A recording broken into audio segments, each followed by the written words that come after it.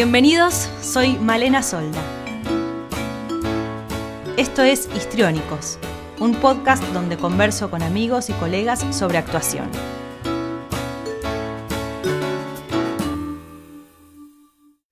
Soledad Villamil es una actriz que puede recorrer muchas zonas. La comedia y el drama, sí, pero también la música y la producción de proyectos propios. En nuestra conversación hablamos sobre cómo Soledad fue tomando riesgos en su carrera como actriz. A veces esto significaba trabajar como loca, otras distanciarse y tomar el control de sus proyectos creativos, explorando nuevos campos como la música. Al principio de su carrera profesional, su mayor transgresión fue trabajar en televisión. En los círculos teatrales en los que se formó, se miraba la tele con prejuicio y con desconfianza, como si fuera incompatible con una actuación de verdad. Y la televisión, por su parte, era muy conservadora, un ambiente complicado para una actriz joven que venía con un registro diferente. Nos conocimos en ese momento. Yo estaba haciendo Montaña Rusa en los 90 y ella vino a hacer una participación. Me acuerdo que estábamos en un decorado y como yo no sabía cómo acercarme, empecé hablándole de su mamá, Laura Falcoff, que había sido mi profesora de movimiento en la escuela de Hugo Midón. Pero también me acuerdo que en esa charla empezamos a hablar sobre actuación. Y yo nunca había hablado de actuación con alguien. O sea, hablaba con mis amigas de me gusta tal película, me gusta tal actriz, y hablábamos sobre cosas más de adolescentes, pero no de desentrañar un tipo de actuación. En esa época se había estrenado Lo que queda del día y La mansión Howard, esas dos que actuaban Anthony Hopkins y Emma Thompson, esa dupla. Y me acuerdo que charlamos un montón. Estaban las luces medio apagadas. Qué bueno. y pudimos hablar un montón sobre esos actores. ¿Qué significa? ¿Te gusta en particular algo de esa actuación todavía? ¿O Sí. ¿hay algo que te atrae de esa estética? Sí, justamente este fin de semana vi con mi hija más grande. Está bueno lo de los hijos porque te hacen volver a otros momentos de tu vida. Y vimos 4 bodas y un funeral.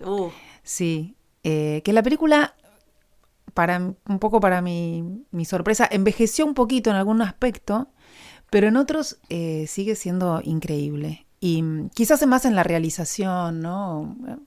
Se nota un poquito más el paso del tiempo. Pero justamente, y después de eso empecé a contarle de mi afinidad con los actores ingleses y con el tipo de lenguaje que ellos manejan, ¿no? Y que tiene que ver con esto que sí, que a mí me identifica muchísimo. Porque manejan, que esto que vos decís, ¿no? Lo de Emma Thompson, y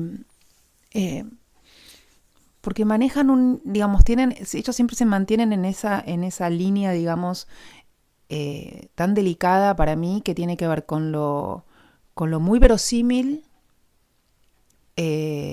pero verosímil en sí mismo, no verosímil porque siga un patrón estándar, sino porque es verosímil en sí mismo. O sea, es verosímil y puede ser totalmente arbitrario y loco y disparatado y personal, pero es verosímil, digamos, es creíble. Uno mira la película y le parece que sí, que puede ser que a ese personaje le pase o que a esa persona le pase eso o reaccione de una determinada manera. Y a la vez es inesperado porque no es un lugar común, ¿no? Y a mí eso me parece súper atractivo. Hay como una cuota de libertad, digamos, en la interpretación, ¿no? Que es como si ellos se sacaran de encima, o quizás nunca lo tuvieron, no lo sé, pero como un deber ser o un deber, ¿no? O esto se hace de esta manera, esto se actúa así. No. Es totalmente personal. También no hace mucho tiempo con Violeta, vimos Love Actually. Sí, qué hermosa. Y hay una escena en donde Emma Thompson descubre que el marido la engaña y va al cuarto y llora, ¿no? Pero primero hace la cama. Pero claro, retoca un poquito la cama, que está un poquito arrugada. No. Y vos decís, eso, o sea, ¿desde qué lugar de libertad ahí la actriz se paró en el set y empezó a dejar a dejarse improvisar en las acciones y en el estado anímico, ¿no? Como para que resulte algo tan verdadero y tan original al mismo tiempo. Sí, y tan coherente, porque una ama de casa, bueno, como es ella, o con las características de su personaje, perfectamente puede ocuparse de que además del dolor que tiene, la cama esté prolija. Quede prolija y de arreglarse y de secarse las lágrimas para que sus hijos no la vean, porque es Navidad y porque no quiere que ellos se den cuenta de que ella está angustiada. Y todo, yo te lo cuento y me pone la piel de gallina.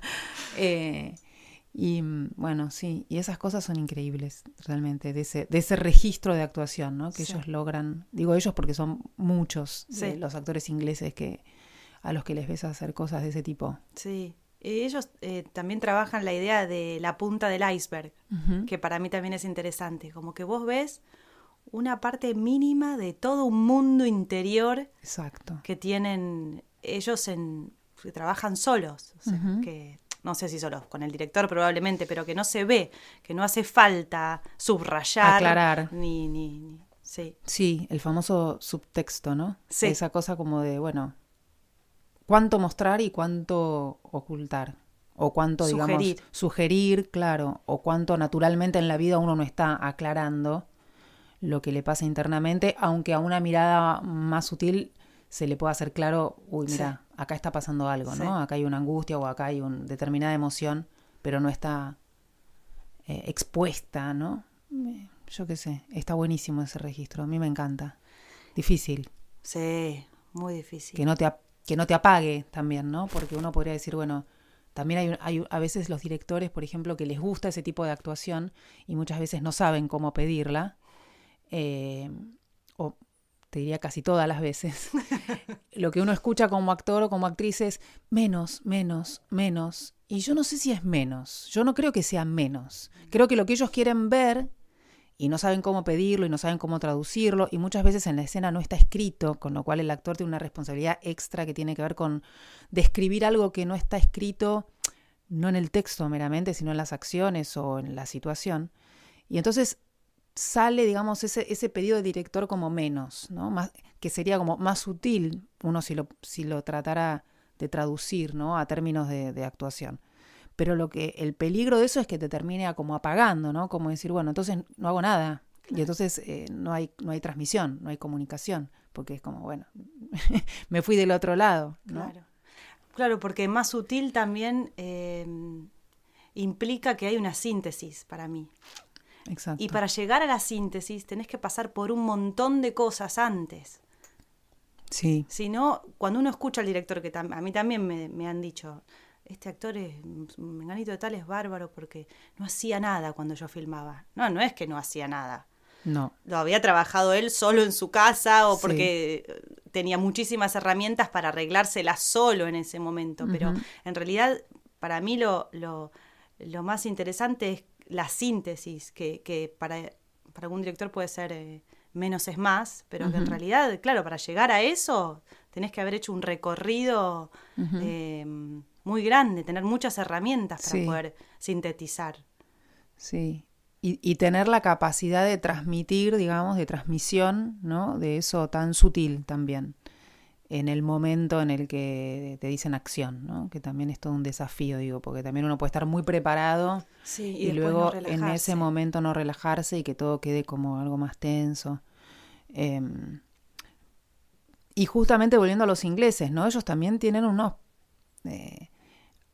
permisos como en el humor, ¿no? Que tienen esa cosa de que de repente decís, ay, no, ¿cómo van a hacer este chiste tan disparatado o ridículo o no sé, lo que sea? Pero eso después está en el trasfondo, cuando uno ve una actuación muy sutil, está todo eso también, esa posibilidad de reírse de ellos mismos, esa posibilidad de, digamos, de jugar muchísimo con un material, ¿no? No lo solemnizan, quiero decir. Soledad se formó con Ricardo Bartiz, el director y dramaturgo detrás del grupo Sportivo Teatral. Pero era realmente, sí, expresionista, totalmente. Y yo venía más con este otro registro. De hecho, me acuerdo que para la primera o segunda muestra que yo hice con él, yo elegí hacer con una compañera hicimos una obrita corta de Strindberg que se llama La más fuerte, que es prácticamente un monólogo, porque son 2 personajes femeninos y una no habla, ¿no? La que habla es una mujer que descubre que el marido la engañó y en realidad está frente al amante del marido y habla y se dice y se pregunta y se contesta. Y yo hacía ese personaje y hicimos además preparamos para la muestra una escenografía que era totalmente, nos vestimos de época. Conseguimos una lámpara, como una tulipa antigua, una mesita vestida con una tela, unas tazas de té. Era totalmente naturalista, de época, parecía el Strindberg como si lo hubiesen hecho, no sé, a principios del siglo pasado. Y claro, era como una especie de, en la muestra venía, no sé, como si dijera, cosas escritas por los propios alumnos, por supuesto, textos, no sé, sacados de gente con semidesnuda y con y con los pelos engrasados, y nosotros salíamos a hacer esa escena. Y para mí, yo creo que muchas veces uno cuando estudia teatro aprende de muchas circunstancias, que no son solamente la escena o lo que tenés que actuar, sino también a veces, por ejemplo, defender una idea, ¿no? En un determinado contexto. Entonces, para mí la experiencia con Bardís tuvo mucho de eso. Y después también de entrar en su locura, en su mundo, probarlo, sentirlo, experimentarlo. Pero me quedé. Hasta un momento en el cual después ya me fui también. Fue como todo un proceso. Yo daba clases también en el estudio de él, fue como un proceso largo. Y bueno, después en un momento, como todas las cosas de la vida, uno necesita después ya romper y hacer otras cosas. Empecé a hacer tele en ese ambiente y en ese contexto, en esa época era como entregarte a las garras del capitalismo mercantilista. Me costó bastante, no solo por el entorno del estudio de Bartí, sino por mi propia formación personal, familiar, digamos, y qué sé yo. Pero bueno, fui y lo hice y la verdad que también estuvo re bueno, digamos, visto con los ojos del tiempo que pasó, ¿no? Pero fue todo un desafío para mí en ese momento. Yo me acuerdo que creo que grababan Zona de Riesgo, sí, ¿no? Zona de Riesgo. Los primeros. Eso fue lo primero que hice en la tele, sí. Y creo que fue antes o después, antes o al mismo tiempo que Montaña Rusa. Después, cuando yo terminé Zona de Riesgo, primero me ofrecieron hacer una novela que yo les dije que no, que prefería que no, y después me ofrecieron hacer unos capítulos de Montaña Rusa y entrar a hacer unos capítulos ahí, y fue después, sí, fue después. Pero me acuerdo que era como que ustedes llegaban, digo ustedes porque estaba Inés Esteves también en el mismo capítulo. Sí. Y era como que llegaba algo fresco, en el sentido de que era otra expresión, algo distinto al código actoral televisivo. Sí. Y había como un aura ahí. Seguramente, claro. Sí, no. Tratábamos de hacer sí, veníamos de afuera por esta situación, en mi caso particular, por esta situación concreta de inclusive de venir de un medio en el cual hasta estaba mal vista la tele. Y también veníamos, sí, con otra información. Bueno, como los jóvenes, ¿no? Que vienen con otra data, con otra información y que vienen buscando otras cosas y en un ambiente en el que además era muy conservador en esa época, sí, ¿no? Quizás ahora en la tele pasan muchas cosas muy distintas, inclusive ahora con las series hasta cosas súper interesantes. Pero en ese momento en la tele y acá era muy poco lo que había algo, estaban esos programas cuando yo era más chica que estaba, no sé, Compromiso o Los Miedos, ¿no? Era donde se empezaba como a también hacer algunas cosas diferentes. Pero ahí ya estábamos al principio de los 90 y no había tanto. No había. Era difícil, me costó muchísimo también. Esa primera experiencia de Zona de Riesgo fue traumática. ¿Quién era el actor masculino? Rani. Rani. Sí. Y todo el entorno era como muy hostil, ¿viste? Claro. Muy hostil, un medio muy machista. Muy machista.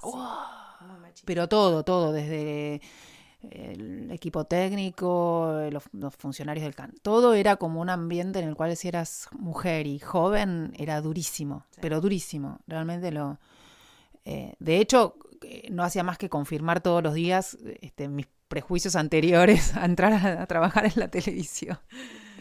Lo bueno fue que ahí dirigía y también creo que fue una de sus primeras y pocas experiencias en la tele, Fernando Spinner. Ah, mirá vos.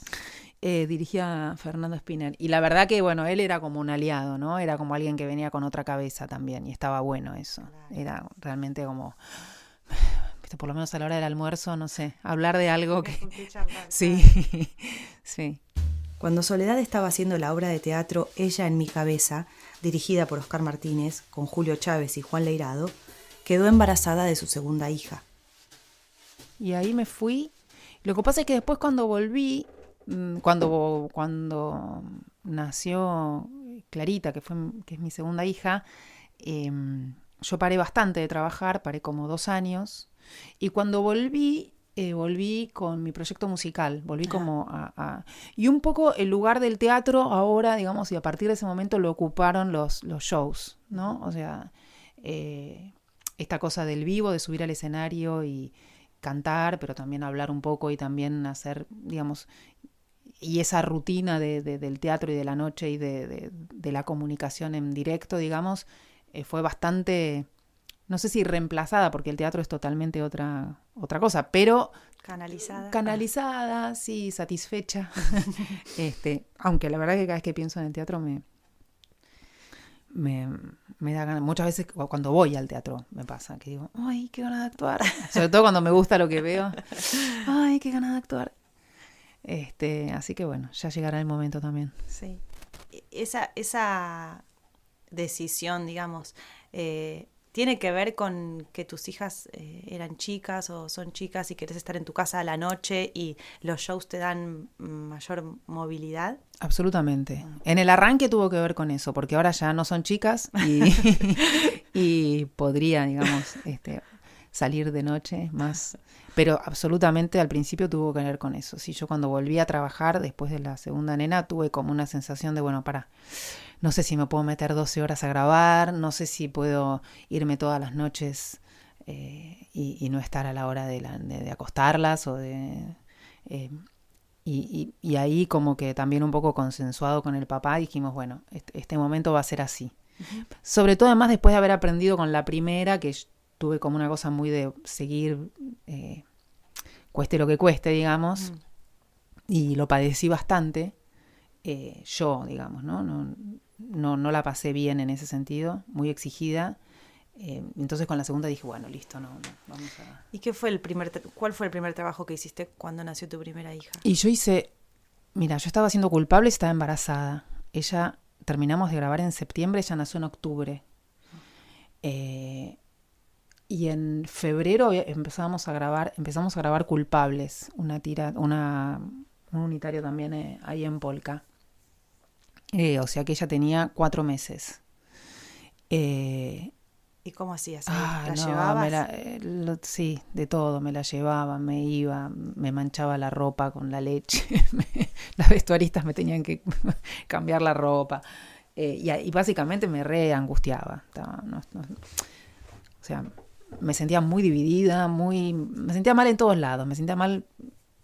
como culpable siempre, digamos, culpable se llamaba el programa, y yo me sentía culpable por no rendir en el trabajo, por no estar lo suficiente con mi hija, porque, no sé, la persona que la cuidaba, me acuerdo que un día me llamó y me dijo, ay, le toqué la boquita y tiene un dientito. Yo empecé a llorar y no podía parar, y tenía que ir a grabar, y estaba en el camarín llorando y no se me desinflamaban los ojos. Que ahora lo pienso y digo, bueno, ¿no? Tantas cosas después pasan con los hijos, digo, no me parece tan importante, pero en ese momento me acuerdo que fue como si se me cayera el mundo abajo. Y después me ofrecieron hacer ese mismo año uno de los grupos que hacía monólogos de la vagina. Sí, me acuerdo. Y nos tocó además las vacaciones de invierno después, con lo cual trabajábamos de martes a domingo, creo que todos los días 2 funciones. O sea que yo grababa... y hacía teatro, y ahí ya casi me muero. Ahí me empecé a desmayar, empecé a tener... empezó a pasar de todo. Y bueno, pero toda esa experiencia a mí después me sirvió para que con el segundo bebé decir, no, esto lo quiero hacer de otra manera. No es que... Por lo menos a mí no me sale cubrir, digamos, todas las áreas, o como a mí me gustaría. Seguramente también tiene que ver con algo de de mucha exigencia, o de las características de trabajo también, ¿no? Que no lo puedes hacer a medias. No es como uno puede decir, bueno, los primeros meses de un bebé, alguien que trabaja, no sé, en un trabajo diferente puede, qué sé yo, hacerlo más relajado, menos veces por semana, o trabajar menos horas, pero si estás grabando, no podés. Con lo cual, sí, después de eso fue, y estuvo bueno, fue un aprendizaje. Me acuerdo que cuando fueron las Olimpiadas anteriores, que las pude ver más, creo que estaba embarazada o algo así, me llamó la atención que había cuerpos muy distintos en la pantalla. Claro. Porque estaban los hombres o las mujeres que tiraban jabalinas, el disco, el que hace tenis, la nadadora con una espalda enorme, otras con unas piernas, las jugadoras de hockey con piernas grandes. ¡Ay, qué bueno! ¡Qué bueno! ¡Qué alivio! Está buenísimo. Sí, yo una vez leí, ahora no me acuerdo, no quiero citar mal la fuente, por las dudas no la cito, pero leí algo de un director o de alguien de teatro que decía que al contrario que en la danza clásica, ¿no? Sobre todo, pero en la danza contemporánea también, que los cuerpos tienen que ser lo más parecidos entre sí posibles, que tienen que ser lo más homogéneos posibles, y que no se tiene que distinguir uno de otro, ¿no? Si uno piensa en un ballet clásico, digamos, en la actuación y entre los actores es al revés. O sea, uno quiere la singularidad. Claro. ¿Cómo contás una historia si no tenés al viejito? Claro. O si no tenés a la señora gorda, o si no tenés a cada uno con su singularidad, porque vos estás retratando el mundo y el mundo está todo lleno de esa complejidad. O sea que en la actuación, cuanto más diferentes y singulares seamos y cuanto más desarrollada esa singularidad, sí, mejor, ¿no? Porque no es solamente la singularidad del cuerpo, sino que sobre esa singularidad del cuerpo apoyado la singularidad del arte, digamos, ¿no? De tu expresión, de tu propia poética. Exacto, de lo que tenés para contar. ¿Cómo haces para, entre película y película, que no filmás tantas, para no ponerte ansiosa?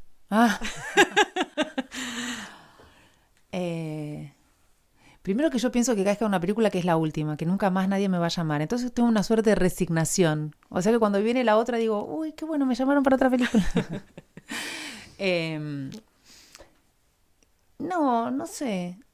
Sí, en realidad a mí me gustaría filmar más, pero también, digamos, por el hecho de que también yo siento que es una artesanía, digamos, y un arte y que en la medida en que uno lo practica es cada vez mejor, ¿no? O sea, entonces hay veces que a mí cuando pasa mucho tiempo entre una película y la otra, lamento no estar tan en forma con respecto a lo que significa hacer cine específicamente. Por más que haya hecho otras cosas, no es que me quedé en mi casa sentada, sino que hice un programa de tele o estoy subiendo al escenario todas las noches. Pero específicamente lo que es la actuación en el cine,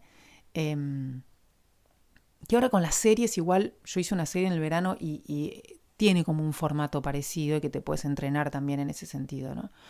Pero lamento a veces eso, de no filmar más, como de poder, no sé. Yo, por ejemplo, hice una película con Viggo Mortensen, ¿no? Y a mí me alucinaba verlo a él en el set, porque vos ves y decís, este tipo está recontraentrenado. Uh-huh. O sea, este tipo puede estar actuando, diciendo un texto, algo súper intenso frente a la cámara y decir, corto, sigo de acá, y sigue él sobre la misma toma, por ejemplo. Y bueno, ni hablar de esas cosas que obviamente también después se van aprendiendo, que es saber el tamaño de plano o cómo el director va a pegar una cosa con la otra, y etcétera, ¿no? Pero eso yo veo que eso es algo que te da el hacer, sí, el hacer una película tras otra. Y a mí me gustaría haber hecho o hacer más películas, pero también me cuesta mucho hacer cosas que no, de las cuales no estoy convencida, por algún motivo, que igual no digo que yo tenga la razón y que eso sea algo malo, pero que a mí, que yo sienta que no la veo, que no lo veo en sí mismo, que no lo veo para mí, que no lo veo. Entonces eso hace que pase mucho tiempo entre película y película. Claro. Además que no vivimos en Estados Unidos o en países que produzcan tanto cine, pero además de las películas que a veces, de los guiones que me llegan, me pasa eso, entonces es como que, bueno, es una sumatoria de cosas que hacen que sí, que pase bastante tiempo entre una película y la otra. Y sabes cuál es el arco del personaje. Sabes cuál es el arco fundamental, que para mí eso es fundamental. Una de las cosas que a mí más me angustian cuando hago tele es eso. Me acuerdo justamente en Montaña Rusa que grabé, no sé, era una profesora de dibujo, de pintura, tenía una historia de amor, obviamente, con otro personaje, y como a la semana de grabar, me dicen, che, ¿quieren que te quedes unos tantos capítulos más? Ah, buenísimo. Bueno, acá están los nuevos libros. Bueno, buenísimo. Me pongo a leer en mi casa. Y hasta ese momento una que era una profesora de pintura y que venía a darle clases a un flaco y se enganchaban, en el capítulo que sigue tenía un hijo. Y yo me acuerdo que dije, ¿pero cómo tiene un hijo y yo no lo sabía? A mí eso en la tele me mata un poco, como... Creo que ahora igual, en ese momento, no sé, no tenía mucha experiencia. Ahora podría barajarlo un poco mejor quizás.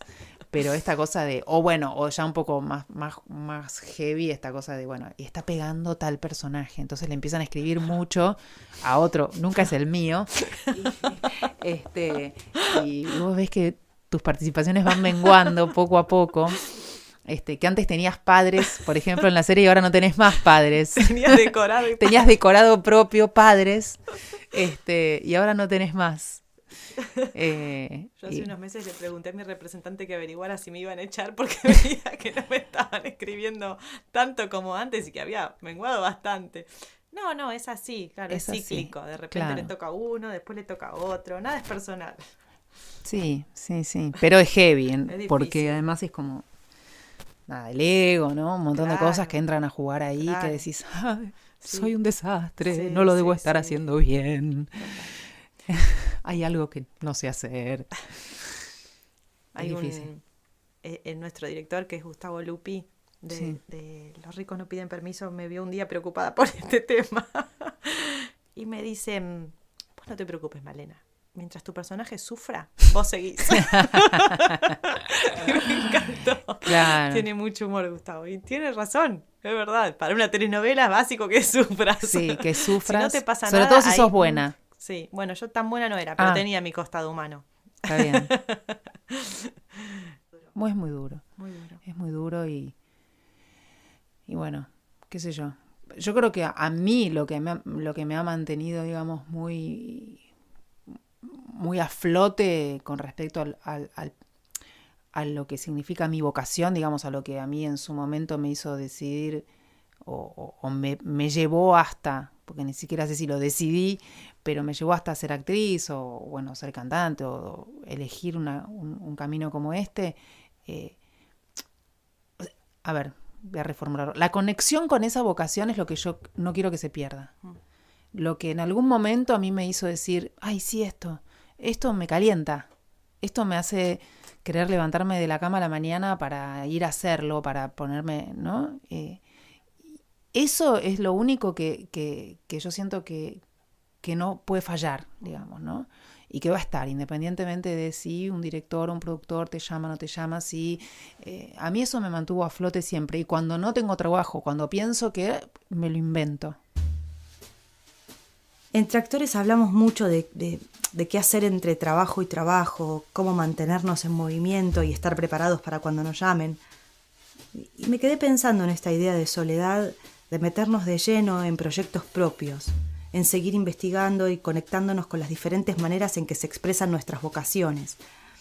Y en el caso de ella, es mucho más que una idea. Es esfuerzo y resultados muy concretos, shows, discos, giras. Me vuelve a la cabeza la idea del riesgo del que hablábamos al principio. Creo que arriesgarse a hacer algo propio no es tan diferente de dejar la comodidad a la hora de tomar la propuesta de un director y dejarse llevar. Algo dificilísimo y fundamental en la carrera de un actor. Esto fue Histriónicos, un podcast sobre actuación. Los invitamos a seguir conectados en nuestra página histriónicos.com, donde pueden encontrar varios links con información adicional sobre nuestros invitados. Si quieren comunicarse con nosotros, pueden dejar sus comentarios ahí o escribirnos a hola@histriónicos.com. Para para no perderse ningún episodio, no se olviden de suscribirse en iTunes, Stitcher o en la app en la que escuchan podcast. También nos encuentran en Twitter, Facebook e Instagram. Histriónicos está presentado por Eolio, una productora que ofrece soluciones gráficas, diseño web e imagen corporativa. Visítalos en eolio.com. Soy Malena Solda. Histriónicos está producido por Florencia Flores y editado por Analía Lavín. La operación técnica y la música original es de Mario Guzzo y las fotografías de Alejandra López.